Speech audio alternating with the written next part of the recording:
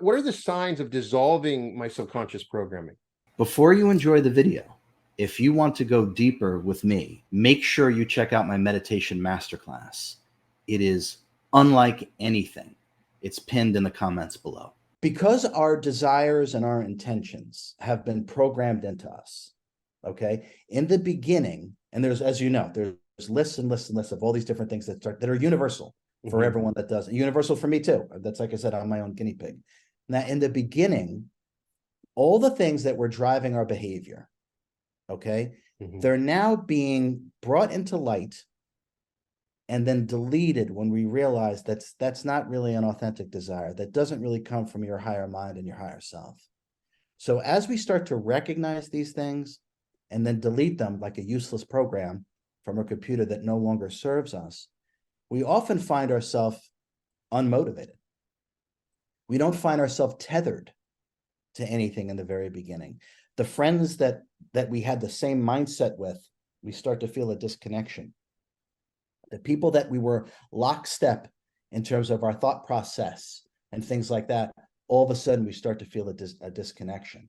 So and this is actually what is quote unquote meant to be.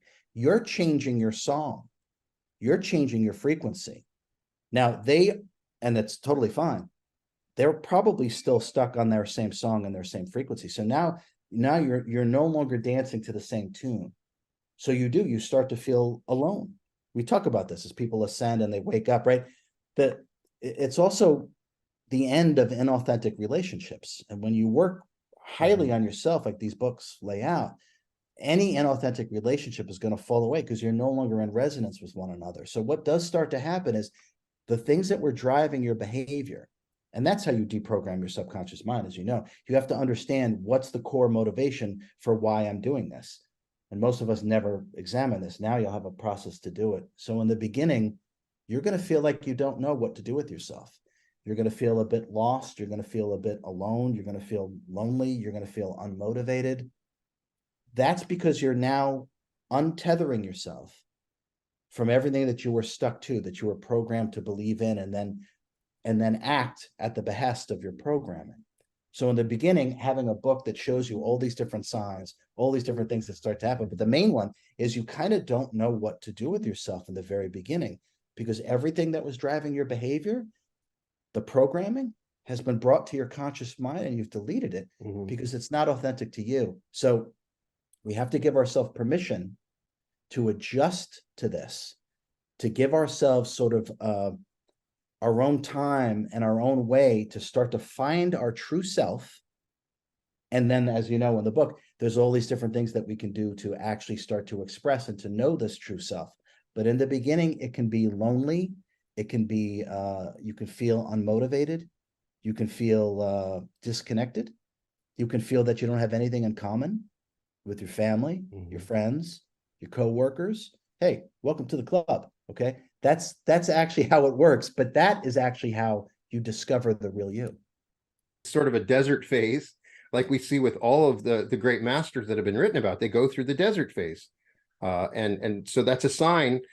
Some people will come to me and they're struggling with that, and it's a great sign that you're on the right path. A lot of times at that dissolving period, people will lose a job, they'll lose their home. Something, in often cases, it's dramatic, the major changes in their life, and they have, I made a terrible mistake. There's that doubt that creeps in when you have big changes in your life, right? Yeah. So new beginnings are often disguised as messy endings, right? So for the awakening of the self, the mighty I am, for it to awaken, and for us to then realize the next data point on our life plan, oftentimes those old data points have to be taken away. We can't retreat to them. Let me put it that way. We can't stop our own progression by being stuck within what it is that we were identified with and programmed to behave and like. So that's absolutely right. This often happens. The only way the new data point can present itself is if you have released yourself from the confines of the identification with the other one through your subconscious programmed egoic mind. So these things have to go. Sometimes just like you said, sometimes relationships end. Sometimes there's a new relationship, we're just waiting on the horizon. Jobs, sometimes you move, you meet new people. This is actually what is supposed to happen, right? If everything stays the same, there's no growth, there's no evolution. We're not expanding our consciousness and letting the I am unfurl itself. There's no gnosis. So that's exactly what happens. And if all of us can start to reside in the knowingness, think of a caterpillar. I mean, does it not completely and utterly destroy itself in order to Correct. be in order to become what it really is? Is that not a destructive, messy, vulnerable process that caterpillar goes through to be born into what it really is? So if we can keep that as an analogy, it'll make this transition easier. So as we like the caterpillar are turning into the butterfly is really the real you. And so you mentioned as the second part of the book is becoming the real you. When we're changing our mind, it's not just some little thing we want. We're not trying to get like $50,000 or win the lottery. It's an absolute transformation in ourself and who we are. How do we do that? First of all, how do we express the real you all the time? Sometimes we get hints and little, we have an idea of it, but how do we do it on a regular basis? That's what a great question. Okay. One of the things that I talk about in the book has to do with authenticity. Okay. When you're authentically you, what will happen is you're not concerned with other people's approval. You're not concerned with other people's reaction, and you're not really looking for acceptance. What you're really interested in is being truthful with yourself. You're no longer trying to fit in, and you don't need to fit in because you didn't come here to stay. So it's being true to yourself, true to your highest passions, true to your highest desires. If we all could imagine for a moment, if we only said and took action on what we tangibly know to be true, tangibly know to be true, that is how you become the real you, and you never deviate from that. Now, once you taste that, anything artificial will never suffice. You can't go backwards. You won't go backwards. The butterfly doesn't try to jump back into that cocoon and try to become a caterpillar again.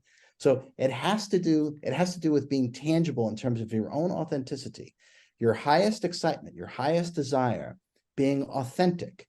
And once you realize that that's the only thing that matters, not approval, not acceptance, not attention, not gratification, you won't step backwards. But if the egoic mind gets in the way, we will go back to the old patterns. The key is to only say and do what you tangibly know to be true for you.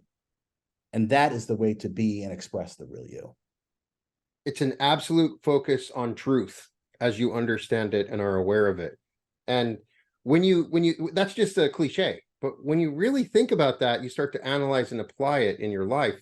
You do start to see the times that you're not following your truth.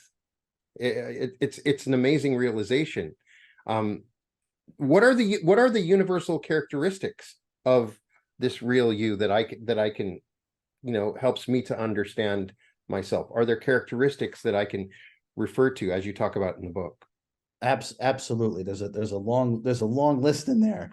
So I mean, some of them, and these are universal, and that's how it's good, because the I am, the sentience, what we used to call the soul, but it's not really accurate. What we really are is our level of love and wisdom, whose subsets are our talents and abilities. That's the I am. That's the God. That's what we all are, is that. And that is given energy to think, to emote, to animate the body, to create experiences. But the painter is not the painting. So what we need to focus on are these universal qualities. And these are things like compassion, forgiveness, power, wisdom, love, understanding, courage, clarity, connectivity, communion, calmness.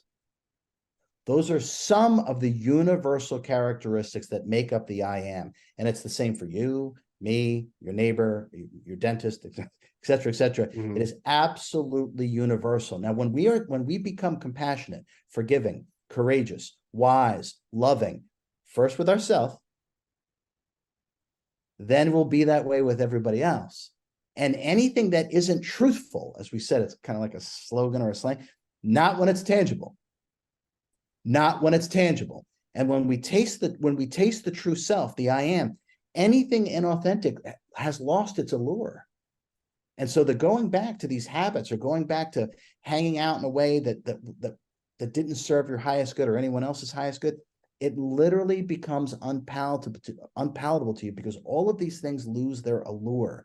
These universal qualities are tangible. They're not mental. They're tangible. Mhm. And the key is to reside within these things and stay true to these things 24/7 in everything that we do, in every interaction that we have, and especially in everything that we create. I hope you enjoyed the video. Now, if you are desirous of more of the real you and less of your conditioned, agitated mind, if you know that you can create a life that you're not leading right now, but you know you can, check out my meditation masterclass. It's pinned in the comments below.